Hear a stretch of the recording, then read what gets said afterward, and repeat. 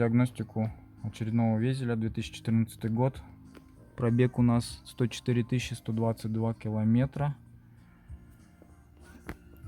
Так, сейчас будем проверять ему здоровье.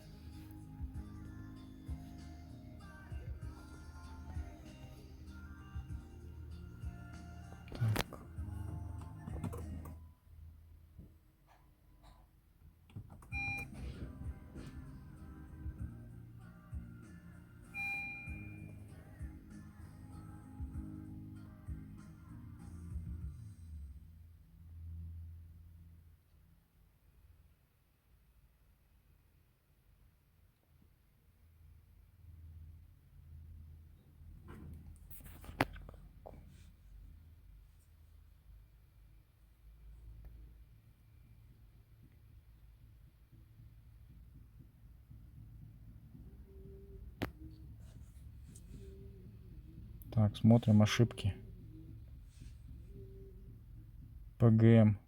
Ошибка есть 45-2. Топливная система, слишком объединенная смесь. Возможные неисправности. Пониженное давление, недостаточная скорость потока в топливном насосе. Утечка или засорение топливного трубопровода. Заедание регулятора давления в открытом положении может быть. Засорение топливного фильтра может быть. Засорение инжектора или подсос воздуха в инжекторе может быть. Короче, вот это все пункты, что может быть.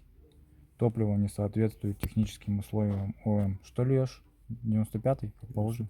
А где?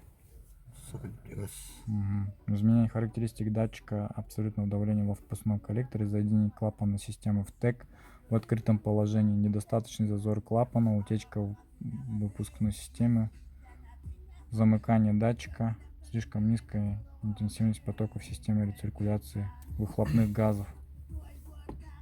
Может быть клапан ИГР, может система ИГР забита. Спокойно может быть такое. Либо давление в рампе слабое. Так, ну ладно, это уже больше к мотористам. Так, ПГМ. Неисправность ПКМ. Отказ блока ЕКМ. Состояние АБС, выкол, индикатор. Если блок ЕКМ родильный код неисправности, этот код DTS может быть обнаружен в поле ВСА. Выполните очистку кодов. Попробуем их скинуть, может это временные какие-то ошибки. Если они не скинутся, значит есть проблемы. 8120. Датчик ускорения внутри блока управления модулятора. Ну такая же проблема у меня приезжал фит, короче. У тебя с блоком АБС проблемы. Он только под замену идет. Вот этот. И скорее всего он из-за плохой жидкости. Вот то, что я тебе говорил. Жидкость зеленая вся. Он, видать, на ней давно ездит и выходит из-за этого из строя. Источник питания модулятора блока управления, низкое напряжение цепи. Ну вот это я вообще уже пока не знаю. Может, клемму скидывали или плохо было что-то. Неисправность системы ВСА. Это опять же относится к той же проблеме, к блоку АБС. ВСА у него завязано на нем. Короче, у тебя блок АБС, видать, надо менять. Проблемный он. Неисправность системы ВСА. Так, ну ладно. Пока что мы все это дело распечатаем. Попробуем зайти в эти блоки и попробуем стереть эти ошибки. Там еще что-то есть внизу. Какие-то. Ну там уже все нормально. Дальше пошло. Вроде дальше проблем нету. Так, смотрим. Входим в наши параметры. Honda Systems. Очень важно перед калибровкой робота нам и перед всеми проблемами нам надо посмотреть состояние. Ну, по гибридке ошибок у нас он не сказал никаких. По двигателю посмотреть и по коробке. Нет ли там каких-нибудь кодов.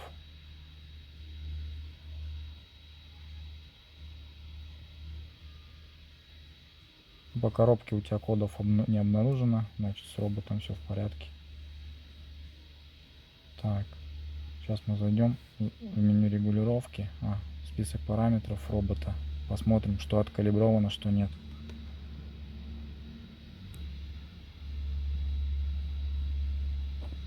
Ну вот, завершено. 9 и 8 у тебя не будет, это у тебя нету этих передач просто. Здесь у тебя все нормально обучено. Ну, а остальное все как вчера в машине было, все в порядке. Ну, как, по идее, как оно должно быть. Вот эти должны быть, в принципе, нормально красненькие. Потому что есть еще с 9 передачами, типа, аппараты. Вот. Температура жидкости у нас нечетная муфта 75 и 87 градусов. Ну, жидкости уже хреновасто. То есть плоховасто ей. Потому что она греется нормально так. Свежая жидкость, она чуть меньше параметра, там к 70 градусам где-то вот так. Вот. Ну, в принципе, так, что еще посмотрим. Карабас вовремя приехал жидкость обслужить. Ну вот по АБСу давай посмотрим. АБС блок ВСА, видишь, он вместе идет. Связь с электронным блоком скорости будет потеряна. Это правильно все. Так, замороженные коды передач. Вот они, все эти твои ошибки. Вот они по блоку. Здесь смотрим. Так.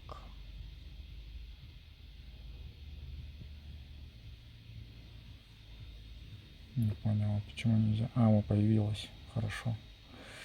Попробуем стереть сейчас ее.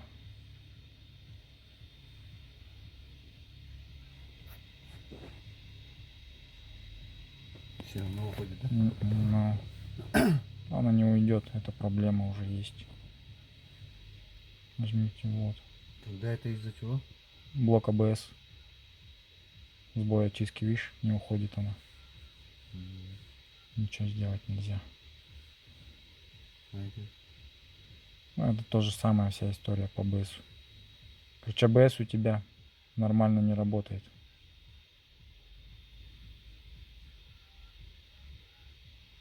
Сбой очистки.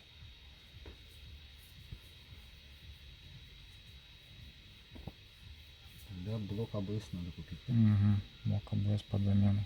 Или жидкость менять.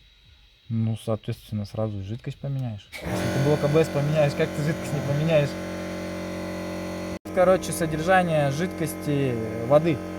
Он выявляется, короче. И просто ручку туда хоп, отпускаешь, он тебе показывает. Если она больше 5%, все, это уже жидкость на выброс идет. То есть меняешь, заливаешь новую и все.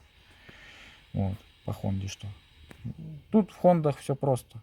То есть меняешь вовремя все жидкостя, чем чаще, тем лучше, и только оригиналы. И либо что-то хорошее, качественное. Вот по жидкостям, допустим, ТСЛ неплохая жидкость, я считаю. Ее можно лить. Такая же из коробки, да? Нет, в коробке именно Honda надо лить. Больше ничего другое. Ну, ТСЛовская вот такой же. да, все правильно. Вот 5 брейк. Все правильно. Ты большую просто взял. Если не маленькие упаковочки. Это DOT 5.1 ты взял. Она не пойдет. Надо менять ее будет. Вот у нас очередной везель с такой заслоночкой. Сейчас будем добираться до жидкостей. Будем их менять тоже. Ну, в принципе, все. Прокладочку тоже силикончиком промажем нормально, чтобы она дальше не рассохлась. И все. Будем менять жидкость. Вот человек сам купил АТФ-ку. Взял жидкость. Все будем делать. Жидкость тут тоже очень грязная. Как болото прям. Желтая, зеленая вся. Так, вот сейчас будем менять. Снимаем масло на Хонде. На везеле. Такой вот аппарат у нас стоит. Сейчас посмотрим, что за масло. Просто черное масло, жестко черное. 100 тысяч пробега. Походу его вообще не меняли. Так что что, ребята, приезжайте на визелях. Хоть и без пробежки, но надо менять масло. Ну все, масло заменил. Сейчас обучаю дроссель. В принципе, все вот так как-то проходит. А что-то вы надели?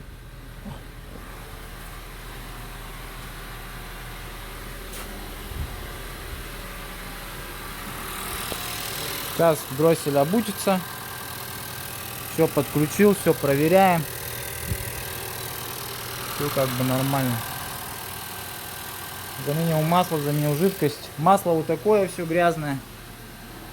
Вот такая жижа черная просто, чача. Конкретная. Ну и вот уже с нескольких визелей уже жидкости сколько посливал черный. Вот. Масло, ребята, покупайте только такое. Вот. Только такое. Honda оно другое не поддерживает. И вот такое DOT 4. DOT 4 и больше никакое тоже. Есть DOT 5.1, оно не подходит. Ни в коем случае покупать DOT 5 нельзя. Так что вот такие дела вот. Ну все, а мы делаем дальше везель. Сейчас откалибруется у нас дроссельная заслонка. И будем калибровать робота. И он поедет совсем по-другому. Все, у нас тест-драйв. Проверяем машинку после калибровок, после замены масла. Что произошло? Что лучше, что хуже? Зайди, включи состав. Да? Серьезно? Надо бы топнуть где-нибудь, посмотреть по передачам до 4-й, так переключить.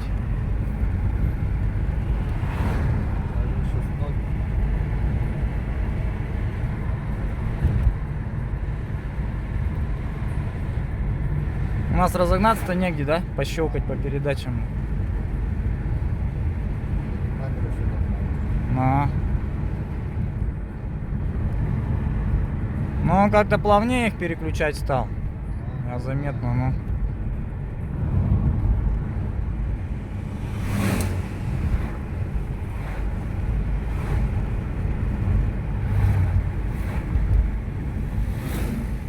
Ну, у тебя вообще ништяк то, что у тебя по роботу нету никаких ошибок. Не довелось еще до такого. А так вот вчера вот ошибка, приезжал парень, у него не уходит именно по роботу. Там, короче, проблема в прошивке, надо прошивать ее. У них тоже бывает такое, что именно разнится версия прошивки двигателя с прошивкой самого этого робота получается. О, что тут, авария что ли? Вот как раз испытаешь, приедешь с Владивостока, скажешь, четко доехал. Ну там еще ABS-блок поменяешь, вообще будет ништяк. Но пацанам к нашим заедешь туда, гибрид Neolab сделают. Они сейчас новый ангар там построили, подъемники, так что четко сделают.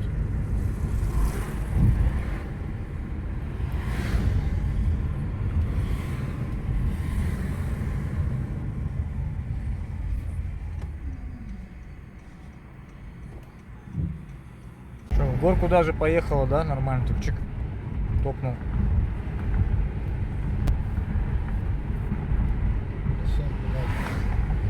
Топнуть. Но топнуть негде, да? Там что-то. Нормально. Давай, делай. Топай, топай, топай. Пушка гонка же. Аккуратно, аккуратно. Ага. О, блядь. Все нормально. Вот здесь развернись, да и все. Назад поедем. Не, нормально едет. Вообще.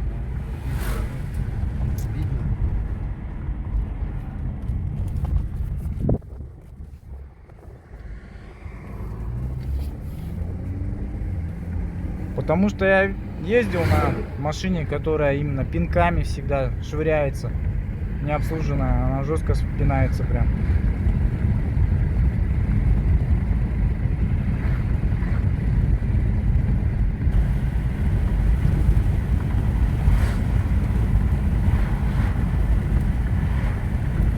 Все, в Лагисе мне отзыв поставишь.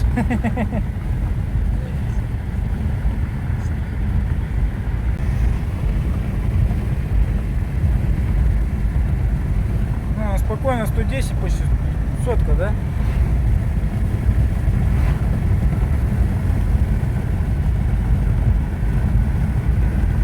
Да, я бы сейчас сам бы во Владик как бы поехал бы, кайфанул бы. Дорога четкая, да, там вообще?